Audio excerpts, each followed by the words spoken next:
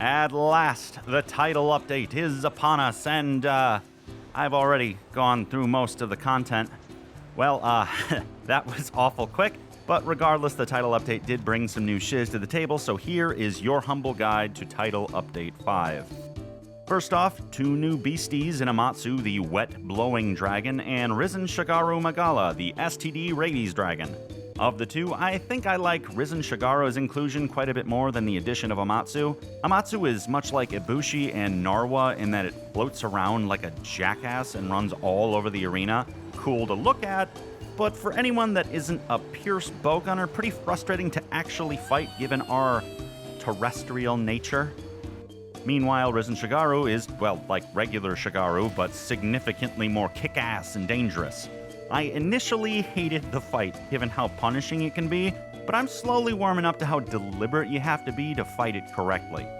So what, pray tell, are the grand rewards for tackling such abominable monsters such as these? Actually, some pretty neato stuff, surprisingly enough.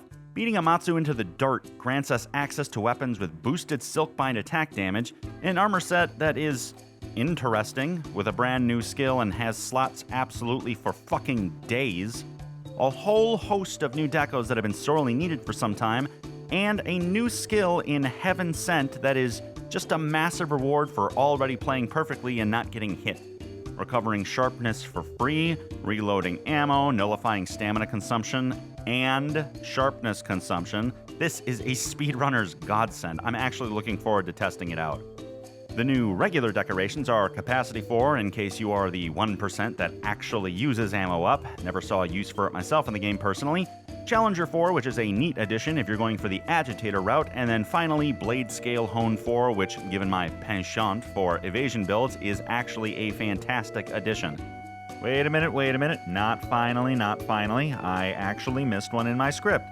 Shockproof, a 1 deco slot that appears to be a new and improved flinch-free, but with the bonus effect of being able to knock each other out of sleep, para, and stun, it looks like. Very cool addition. But the more interesting addition that Amatsu's Deserved Death grants us are new Rampage decorations. Yeah, I know. I thought Capcom forgot about them too. We've got Guard Bash, a Lance-specific jewel, but I'm not really a Lance guy, so I can't tell you how impactful it is.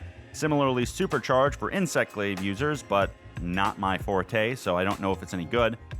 Demon Rage, which from the description seems goddamn OP as hell. Longer time in demon mode is an absolute win. The Stun Jewel, which puts Hammer back on top of the stun game once more with those charged uppercuts. Self-Improvement, which is the anti-speedrunner jewel, but might be useful for casual play. And finally, Wirebug Wrangler, for holding on to those field wire bugs just that precious little while longer. Overall, not too bad of an addition from Amatsu. Kind of a lackluster fight in my opinion once you strip away the huge disaster-style set-piece attacks. Maybe if all the weapons were a little bit more aerial-based, it wouldn't be so frustrating. I wouldn't call it a hard fight, but we'll get to the short monster guide a little bit later. Next up, what does our boy Risen Shagaru bringeth to the table? No new weapons, unfortunately, that I could see, which does make me a bit sad, but the armor, oh boy, that armor is kind of forgettable. Now, I'm not saying it's bad by any stretch, but I think you'd be best off taking specific pieces from it rather than the whole armor set. The waist especially looks like a god tier piece. It has a 4-slot, 2-slot, Bloodlust, Weakness Exploit 2, and the brand new skill Frenzied Bloodlust, which looks like a pretty mess skill by the by, though I guess that depends on how often you're using and abusing your wirebug skills. I generally don't use those weapons, so your mileage may vary. I suspect longsworders will be very happy with the new skill, though. As for new decorations, we finally have access to a Bloodlust decoration. It is a 4-slot, but it's pretty hard to pass up that free 20% affinity boost if you can't find another way to slot it in. Also, here's what the full sets both look like. Unfortunately, ugly as sin, but hey, that's what layered armor's for. Also, before we get into the quick and dirty monster fighting guide, I want to talk about the new Qurio melding. Sweet, sassy, molassy, look at these ridiculous, overpowered talismans. Throw your old shit in the garbage and prepare to grind for these ridiculous things. It's just no contest. Oh, and before I forget, the Anomaly quest grind has now been extended. Yay! No, I don't want that. Now we have to trek up to level 300, which will probably take upwards of 40 plus hours. I feel thin, sort of stretched, like butter scraped over too much bread. Look, I'm sure you can tell I'm not exactly enthused because, quite frankly, I think the Anomaly grind is obnoxious. I mean, this is mobile game levels of grind just without the pay-to-go faster option, which does make it better, don't get me wrong, but not by enough. We already need to grind for master rank, not to mention the overly restrictive nature of Anomaly quests themselves make it difficult to find people in your level bracket, but this video isn't about my gripes with our end game, but the wonderful world of Title Update 5. Woo, yeah! Force that enthusiasm! So lace up those size 14 ass-kicking boots and let's keep moving. Amatsu. Difficulty. Just a little love tap in the nads. Amatsu isn't a particularly difficult Elder Dragon, but it is a rather frustrating fight. Even solo, I found myself just dancing all over the arena just to get my licks in. All of the attacks have, honestly, weird telegraphs that are hard to distinguish from one another, mostly because there are only so many ways you can contort a floating dragon. It seems to be kind of a design limitation, which makes the fight all the more obnoxious. Just pack a Vade Extender for easier arena traversal. Hunter notes up on the screen for general weaknesses. Bladers aim for the head, torso, tail, just about whatever you want really. It's pretty difficult to aim for anything other than the face thanks to the dragon's wiggly nature. Blunt weapon users, you already know exactly where you're going, crush the cranium, and gunners, it's face or tail, pretty much all you've got. If you're packing elemental heat, then literally pack elemental heat because fire damage is the standout, tied pretty much with the dragon element. Amatsu is highly resistant to almost every status ailment except for blast, so don't plan on paralocking it into oblivion. As for the fight itself, well, picture Kushala Deora, but if it never landed. That's the fight you're in for. In the interest of brevity, I won't go over all of the attacks, just a few trouble spots to help you out so you aren't completely blindsided. I dub this move the Big Suck. Amatsu curls itself and begins seizing while air rushes towards it. After a time, it summons a tornado in its place that deals solid damage. It's actually pretty difficult to fight this air current, but you most certainly still can. Alternatively, you can just sit in one of the many arena implements to just be immune to the air current.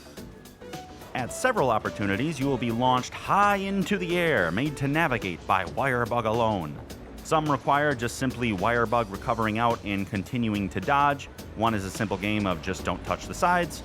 And the ultimate attack is one where you need to launch yourself up in the air via the Great Wirebugs. So always pay attention to where those are. If you don't get up in the air, you will get electrocuted to absolute death. Midway through the fight, Amatsu goes special enraged, much like a Risen state, but without the ability to knock it out of it. Many attacks will now be doubled or tripled. The fight definitely takes a +1 in difficulty here, but just try to play patient and don't get distracted by the light show that Amatsu is constantly generating.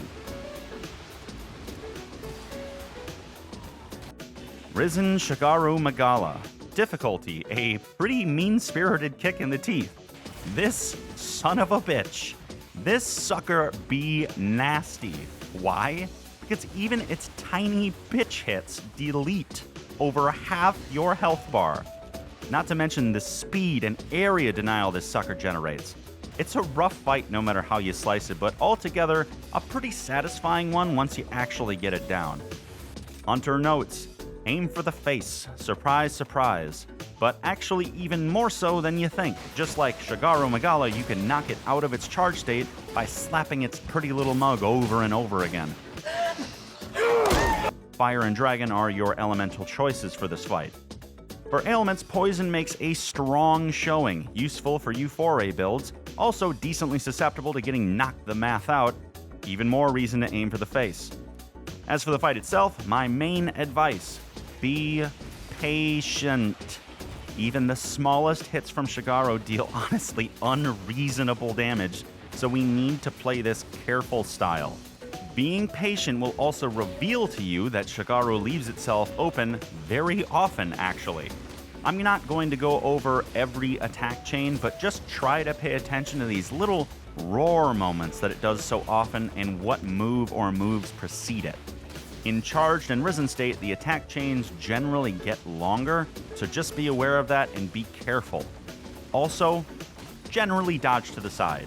Most of Shagaru's attacks leave huge trails that will chase you down if you dodge backwards. Lastly, we gotta talk about the Risen Super Attack. This one is an absolute doozy. First, Shagaru is gonna roar, then surround you with an energy cage that is actually fairly difficult to avoid, even with iframe moves. And then, boom. This attack does mad damage, and if you're in the crosshairs, you can't just outdistance it thanks to that stunning roar. You need to learn how to actually deal with it. My advice is to dodge through the lasers you can actually see in front of you. Don't try and dodge to the side or behind you, even if you can't see the lasers. They are all around you. If you can do that, you've got a pretty solid window to drop some absolute punishment on the Rabies Dragon. So, there we have it. Title Update 5. There are a couple things I didn't talk about, like the super special, ultra difficult fights at Anomaly level 300 because, well, I'm not there yet. Nobody is.